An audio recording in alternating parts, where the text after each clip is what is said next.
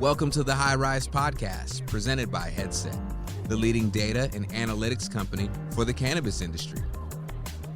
Welcome back to the High Rise, a laid-back, data-back conversation where we talk all things cannabis, from U.S. MSOs to Canadian LPs, products and market analysis through the lens of data. My name is Cy Scott with Headset, and I'm joined as always by Emily Paxia of Poseidon. Hi, everyone. Welcome to the High Rise. And today we have a very special poolside session at Benzinga here in Miami with a very special guest, U.S. Congressman Nancy Mace of South Carolina. Thank you so much for joining us today, Nancy. And thank you for having me. This wind and sun and pool air is pretty awesome down here in Miami at Benzinga. Yeah. It is nice to get out of the conference and kind of be out here. I've got to admit, I've spent most of the day out here.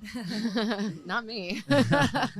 Happy to be here. Tomorrow might be a little different, but yeah, it's great. It's just great to be here. So I'd love to start with just your kind of origins and really what brought you to the federal cannabis issue.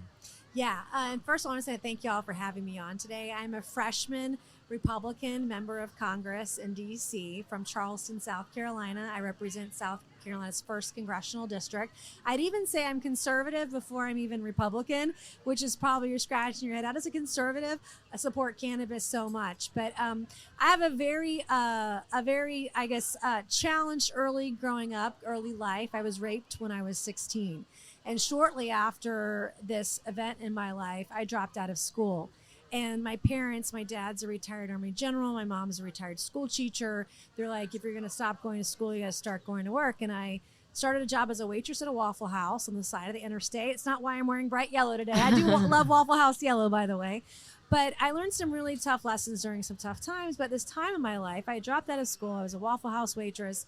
I'd been prescribed antidepressants from my doctor. And I felt like my antidepressants made my depression worse, not better. And I wanted to end everything.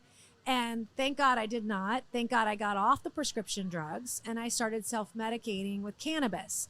Didn't know at the time at 17 that was a thing, that was what I was doing. All I knew is that it cut my anxiety down. I was able to sleep at night and I could function. I could go to a job. Couldn't go to school, but I could go to a job and be a functioning member of society, contributing to our society. And I credit it with saving my life. Now I'm 44. You fast forward. After that time in my life, I would eventually get my diploma. I'd go on to college. I became the first woman to graduate from the Citadel, the military college of South Carolina. I would have never been able to do that had I ended everything.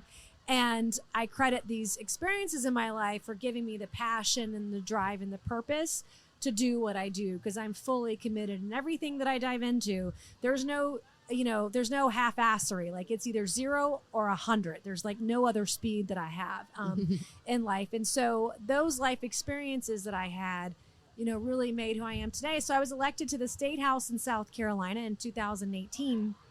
I served 3 years there, and I was a co-sponsor of the medical cannabis bill, the Compassionate Care Act, which, by the way, is being led by Republicans in South Carolina doing cannabis. Like, you can't, some people want to think this is strictly a Democrat-led issue. It's not. I mean, cannabis is as American as apple pie, and it's everything from the socialists on the left to the QAnon on the right, the full spectrum. Everybody, no matter your political affiliation, feel very similar about cannabis. And so I was a sponsor of that bill, met a lot of people. And when I got elected to Congress in November of 2020, I ran on this promise. It was a campaign promise that I made. It was an issue that I would work on. I won my district by 1 point. As a conservative, I represent not just conservatives, I represent everybody across the political divide. And it took us about 9 months to really dive in on States Reform Act and his bill that I filed in November of last year. But it's an issue I've been a part of, you could say, almost my entire life, and something I've personally felt. And so when you talk to people, there are a lot of different reasons that they use, or that they have a medical card or whatever. But I for those that are PTSD, that are veterans, like, I feel that pain. I've had that pain. I know what that feels like. For the kid that's got epilepsy and cerebral palsy and can't function, has 2,000 seizures an hour, seeing what cannabis can do to literally change their life. I mean, that is real. And I've seen that and been a part of trying to make that better for people around the country. It's really great to hear your story. I mean, I'm very sorry to hear your story, but Not I'm your really fault, but grateful that you shared it, because these are the types of things that drove a lot of us to get into the industry, is some connection to why cannabis really matters and why it's not what people have tried to program us to think it is on the stigma side. And so I'm really glad to hear your story, that you're so willing to share the kind of the history of how you view this and why you're so drawn to focus on it. And I also can say, I mean, cannabis has been a little bit of a story of Heartbreak City around promises around supporting the issue and then kind of abandoning it. So again, just really grateful that you've continued to carry the ball down the field. Promises made and promises not kept, right? I mean, that is a frustration. I hate politics. I will tell you, I think it's a lot of bullshit. It's a lot of BS. But that's the reason I got in this gig, because I was sick and tired of seeing people who ran on something and said they were going to do something and then not do anything about it. Like, what are you talking about? They're especially during COVID right now, people are struggling.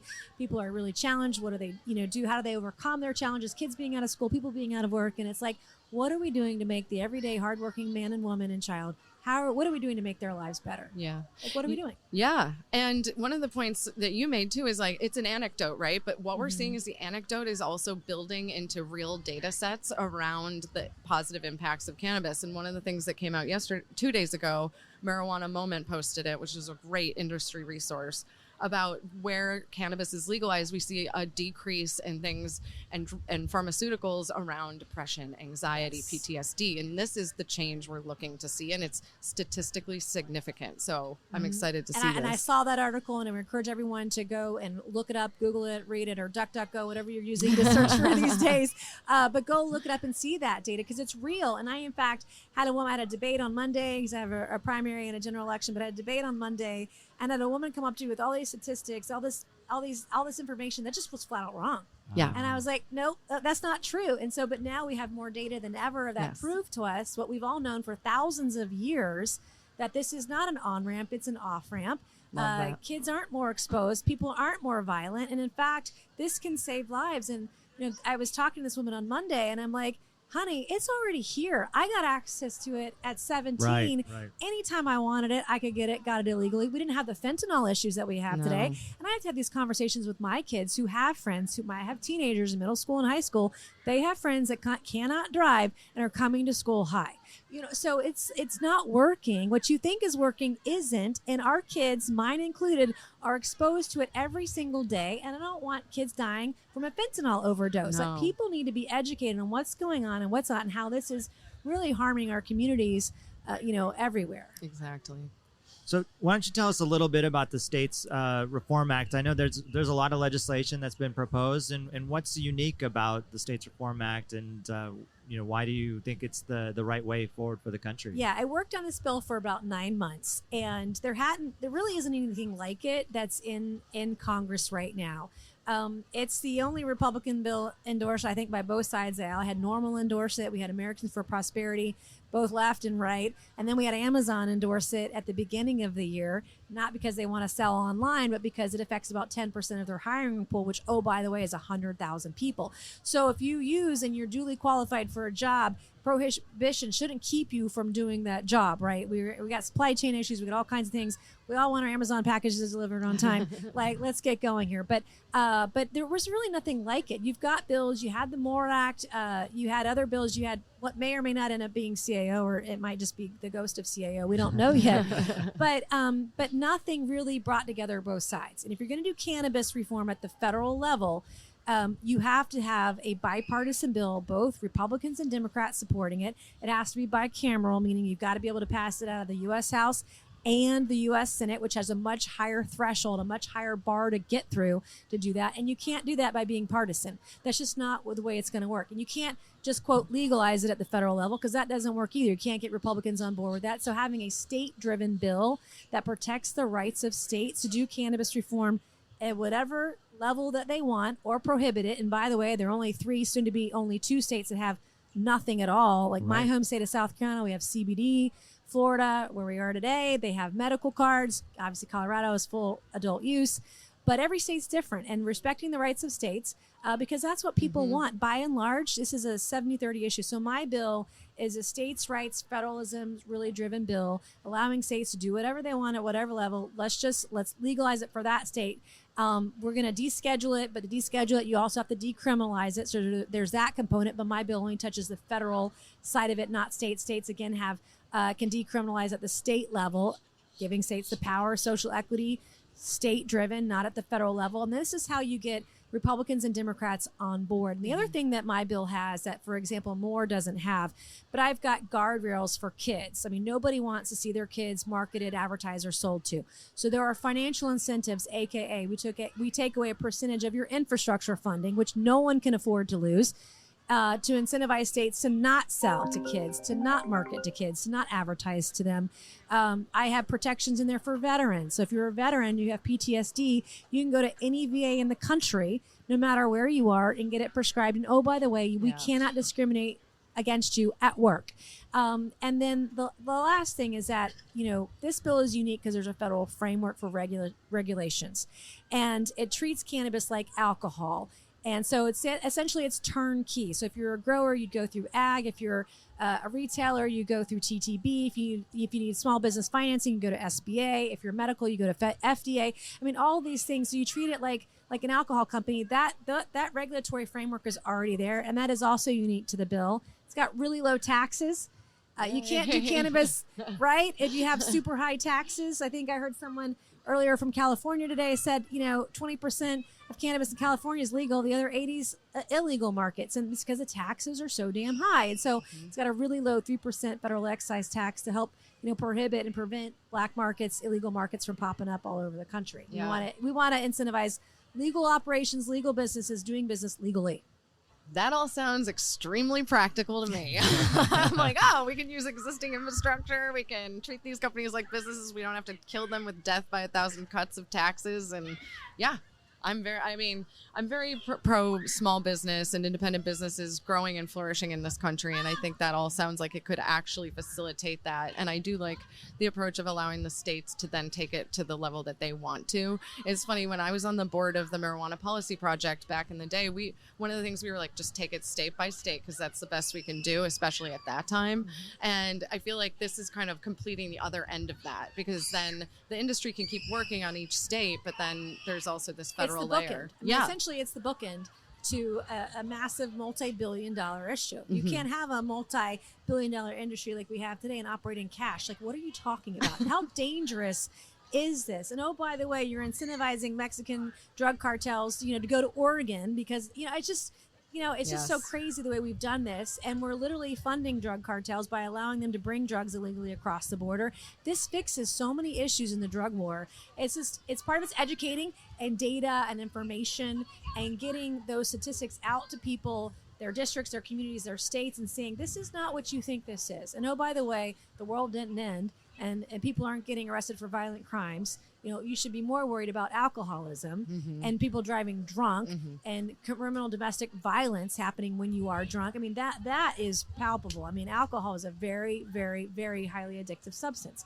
So it's just, do the right thing. 100%. Yeah, I mean, it does seem so common sense when you put it all together like that. How has the response been, like, from like a bipartisan perspective? I mean, how can anybody argue otherwise, basically? Yeah, I mean, they can, and they do try. They find ways. Yeah, they find ways to wiggle their way out of it, and it's like, nobody, we're going to corner you on this one. But Democrats wanted to get more done. They wanted to get more done a second time. They did that. So when we go back into session starting next week, more is a stalemate. It's not going anywhere in the Senate, unfortunately. We tried to have some amendments. I was willing to try to build consensus and say, well, can we bring parity? Can we merge our two bills together?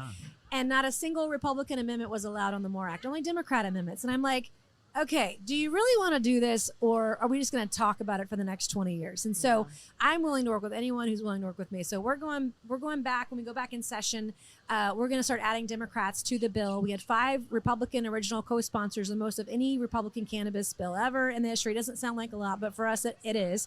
But we're going to add one Democrat for one Republican. And as Republicans get through their primaries, because everyone's scared of this issue, the only place this is controversial is in D.C. It ain't controversial in the rest of the country. That's right. But as Republicans start going through their primaries, you'll see more Republicans added to the bill.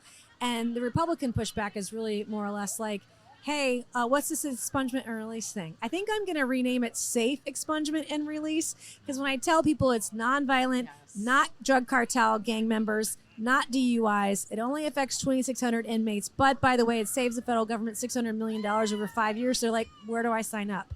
So it's just how we talk about this issue is really, really important. And the words that we use, the anecdotes and stories that we tell is how we're going to get people to come to the other side. And there's been a huge movement over the last decade. I mean, look at my parents, they're 80 and 82. I mean, my 82-year-old father, when I filed the bill in November, he's like, I don't want this. But I'm like, Dad, I use CBD for your back pain. I'm like, come on, come on. But then my 80-year-old mom, she's like, well, if I ever get sick, send me the best stuff. Well, 2 weeks ago, Mom got sick, diagnosed with multiple issues. And I'm so pissed off that in my state of South Carolina, a woman who's been given a grave diagnosis, that we can't get something that is literally a plant that can help her quality of life. I mean, I'm so angry about it that we aren't there yet. Hopefully South Carolina will get there soon on the medical side of it, but we're not the only ones, right? This is going on with millions of families across the country who don't have access to something that is not addictive, that could literally save their life. Yeah, and I mean, that's a great point about South Carolina, your home state, that it is almost there. I think it just passed a House subcommittee going to the full floor of vote. The House. Yeah, which is great. It's taken a long time, it sounds like, and there's been some friction. But I was just reading yesterday, MJ Biz Daily, which is a publication in the cannabis industry, mentioned that 3 of 4 Republican primary voters are pro-cannabis legalization in South Carolina. Medical legalization. 100%. It's like what the people want. In your story about your mother and everyone has these Die-hard stories. conservative Republicans. One's a veteran, one's a retired school teacher. I mean, people have just come so far. But that is quintessential. That is what's transpired over the last decade. The Compassionate Care Act in South Carolina, led by Republican State Senator Tom Davis, it has passed out of the state Senate. It just passed out of committee in the state House. It'll go to the full floor of the House here in the next couple of days or weeks. There are some people that are detractors. I've heard that someone's going to put 1,000 amendments on the bill to try to stop it from getting a vote. Well, it's going to get a vote. I don't care if you have 1,000 amendments on it. From what I hear, they're ready for it. And the crazy part is, it's really who's paying who here. Mm-hmm. So, a couple years ago, one of the folks that is lobbying against the medical cannabis bill, the Compassionate Care Act, was a lobbyist for the cannabis industry.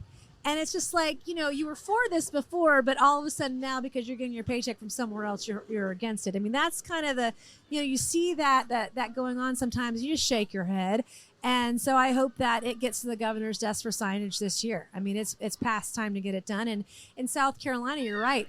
I polled medical. It's 3 out of 4 voters in South Carolina are for a medical card or medical cannabis. In my district, particularly, adult use is favored by the vast majority. 55% of voters in my district want adult use, recreational use. The state of South Carolina is probably the opposite of that. It's probably 45-55, but my district is a purple swing district. But then I polled recently, because I have a Republican primary election now in June. I polled my bill and states' rights, states having the right to determine the outcome on cannabis for their state. Guess what? It's favored by 2/3 of diehard ruby red conservative Republican primary voters. Like, the only place this is controversial is either at your state house or the U.S. or DC or at the Capitol. It's not controversial anywhere else. And if my parents are there, then everyone else's are too. It's just crazy that people are afraid of the issue, to tackle the issue, but it is wildly popular. Seems like times are changing, I think. I think you're a testament to that. And you've been a fantastic catalyst for this industry. Yes.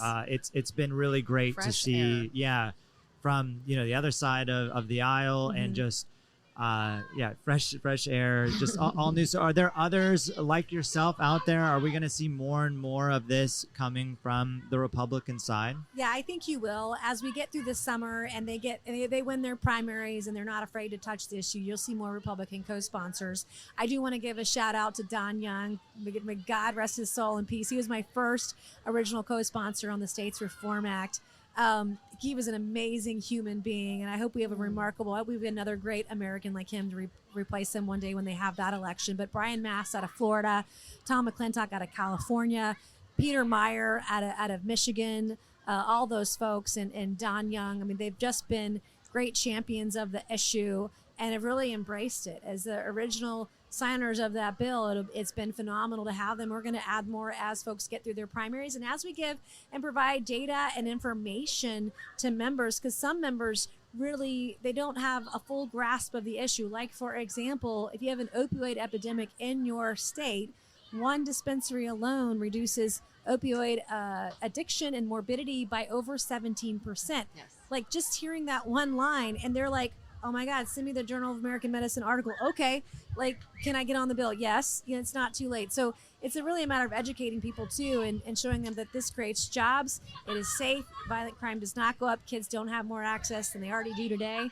And oh, by the way, you can fund educational programs through the taxes on this kind of thing to make sure kids are educated, to make the right decisions, to have community policing going on. I mean, there's just so many good things for our communities that can come out of this. Really, thank you for everything you're doing, course. and really and changing the conversation on many levels. We really appreciate it. And thanks for joining us on the High Rise and today. Thank you. If I can give a shout out to my website, nancymace.org, like spelled like the pepper spray, but sweeter, but nancymace.org. If folks can get on there and check us out and support us, we'd be eternally grateful. Yeah, I think a lot of our listeners are going to be very touched by this interview. So thank you for the time. Thank you. Thanks for listening to the High Rise Podcast, presented by Headset. For more information on Headset, visit headset.io.